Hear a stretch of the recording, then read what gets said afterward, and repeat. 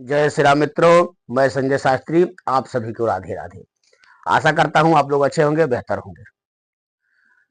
मित्रों, स्वाति नक्षत्र में जन्म होने से जातकों को क्या कष्ट होता है, आइए हम लोग इस वीडियो के माध्यम से जानते हैं।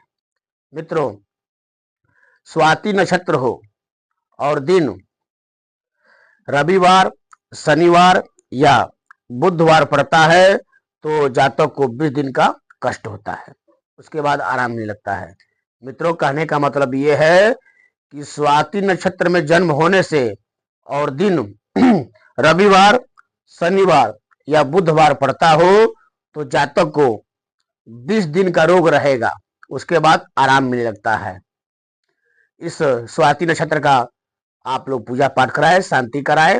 पूजा पाठ कराने से अच्छा लाभ मिलता है, फल मिलता है। जय श्री राम मित्रों। मेरा कार्यक्रम अच्छा लगा तो मेरे चैनल को लाइक करें, सब्सक्राइब करें, शेयर करें। जय श्री राम मित्रों। जय श्री राम मित्रों।